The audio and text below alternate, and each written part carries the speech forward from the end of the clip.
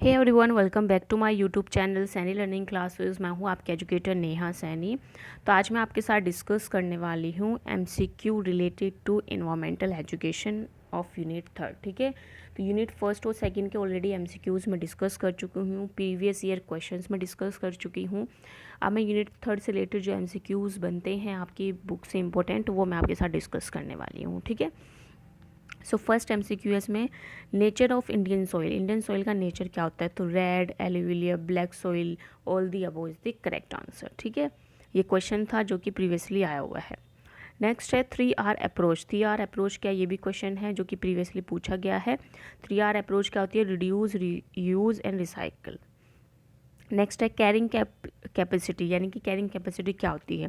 Carrying capacity क्या होती है? Any system can sustain limited number of organism on a long term basis, यानी कि जो लॉन्ग टर्म बेसिस पे जो एक सिस्टम कितने नंबर ऑफ ऑर्गेनिजम्स को सस्टेन कर सकता है, उसका हम बोलते हैं कैरिंग कैपेसिटी। और दो बेसिक कंपोनेंट्स होते हैं कैरिंग कैपेसिटी की, एक होती है सपोर्टिंग और एक होती है एसिमिलेटिव। ठीक है, सपोर्टिंग जो होती है वो क्या होती है? कैपेसिटी टू रीजनरेट, उसमें आप रीजनरेट कर सकते हैं। एसिमिलेटिव क्या होती है? Capacity to tolerate different stress, यानी कि डिफरेंट स्ट्रेस को टॉलरेट करने की कैपेसिटी, उसको बोलते हैं एसिमिलेटिव कैपेसिटी। नेक्स्ट है मोस्ट इंपॉर्टेंट क्वेश्चन, ये तो आया हुआ भी है, 2020 में ही आया है ये। ठीक है, एचएनबी के पेपर में। मेजरिंग बायोडाइवर्सिटी, बायोडाइवर्सिटी आप मेजर करते हैं किस किस से? Alpha, beta and gamma.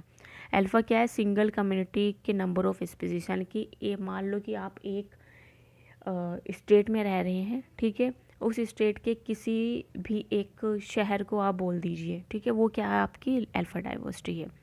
Beta diversity क्या होगी? एक ही स्टेट के दो डिफरेंट आप बोल दीजिए दो डिफरेंट शहर, ठीक है, उनके बीच की जो स्पीसीज डाइवर्सिटी होती है वो क्या होती है? बीटा। गामा जो होती है वो पूरे स्टेट की, ठीक है, लार्जर जोग्राफिकल स्केल पे जब आप स्पीसीज देखते हैं तो उसको बोलते हैं गामा डाइवर्सिटी।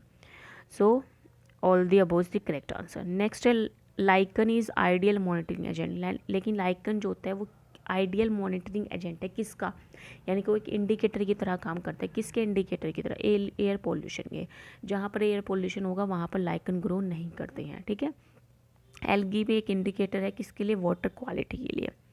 मोस बैग जो है क्या करते हैं? मॉनिटरिंग ऑफ एयर पोल्यूशन के लिए एज एन इंडिकेटर की तरह काम करते हैं। फिर नेक्स्ट है fish daphnia silver carp use to monitor, किस के मॉनिटर के लिए यूज़ की जाती है? Pollution of heavy metals and pesticides के लिए यूज़ की जाती है। नेक्स्ट है zooplankton use as indicator of fresh water, यानी कि जो जू प्लैंकटन है वो किसके इंडिकेटर की तरह काम करते हैं? फ्रेश वाटर के इंडिकेटर की तरह काम करते हैं। जहाँ पे पानी बिल्कुल साफ़ होगा वहाँ पे कौन ग्रो होंगे? जू प्लैंकटन्स। नेक्स्ट है earthworm bio indicator of soil radioactive pollution के लिए बायो इंडिकेटर की तरह काम करते हैं।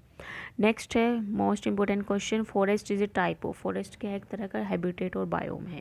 ठीक है, चलिए नेक्स्ट क्वेश्चन पे आते हैं।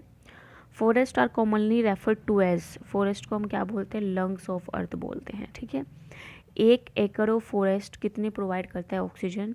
तो 6 ton of oxygen per year जो होता है वो प्रोवाइड करता है।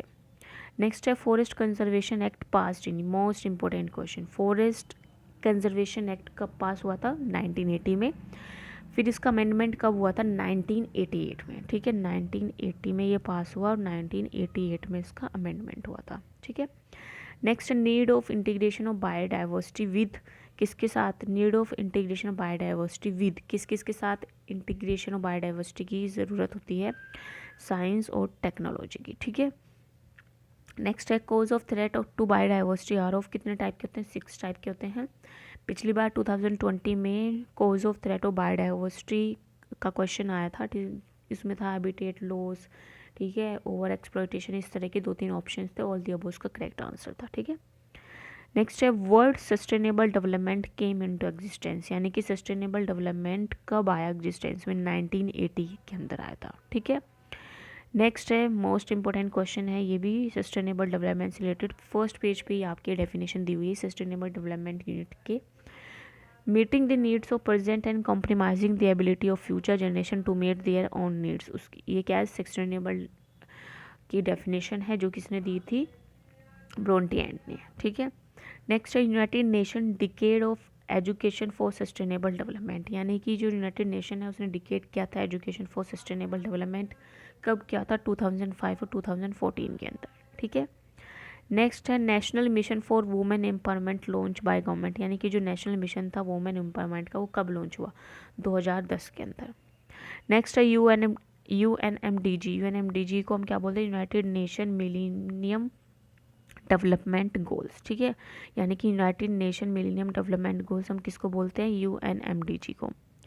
नेक्स्ट है most important question 23rd question, ठीक है, agenda 21 was a major agreement signed at which earth summit, कौन सी अर्थ समिट के अंदर एजेंडा 21 जो है मेजर एग्रीमेंट साइन हुआ था, तो वो हुआ था रियो समिट के टाइम पे, ठीक है। So option number Rio summit is the correct answer, ठीक है। सो 23 का क्या है, Rio summit. So that's all for today. अब मिलते हैं नेक्स्ट सेशन में। I hope you like it. If you like you can like share and subscribe to my channel. Bye bye everyone, thanks for joining.